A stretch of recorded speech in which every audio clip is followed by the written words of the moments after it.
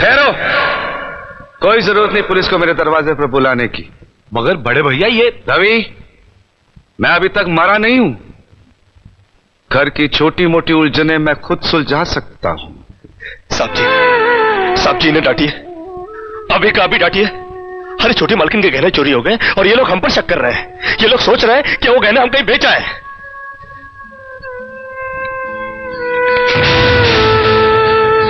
बाकी के रुपए कहां है कृष्णा? क्या क्या पूछा आपने साहब जी? मैं पूछ रहा हूं कि बाकी के रुपए कहां है? ये आप पूछ रहे हैं साहब जी अपने कृष्णा से?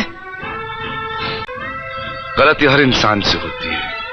तुम मुझे सही सही बता दो कि गहने तुमने कहां बेचे, मैं तुम्हें कुछ नहीं कहूंगा। अब कहने के लिए बाकी ही क्या है साहब जी? एक छोटा सा सवाल पूछ के आपने बहुत कुछ कह दिया है साहब जी। कृष्णा, बात को आगे मत बढ़ाओ। बात आगे बढ़ चुकी है साहब जी, बात आगे बढ़ चुकी है। अब तो आप पुलिस को ही बुलाइए, वो जब हमें कुत्ते की तरह मार मार के हमसे पूछे। मत कहो मुझे साहब जी। इसी साहब जी की इज्जत आज तुमने मिट्टी में मिला दी। क्या कुछ नहीं किया था मैंने तुम्हारे लिए, उसका मुझे तुमने ये बतला दिया। जिस दिन मेरी फैक्ट्री जलकर राख हो गई थी और मैं बर्बाद हो गया था, मुझे उतना दुख नहीं हुआ था कृष्णा जितना आज हुआ जब तुमने इस घर में चोरी की है। साहब जी,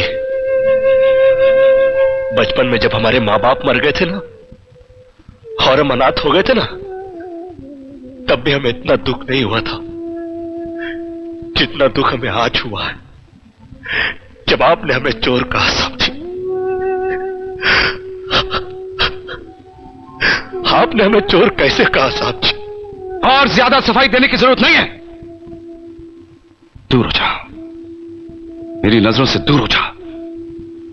निकल जा इस घर से। अरे इस घर से ही क्या, इस गांव को ही छोड़कर चले जाएंगे।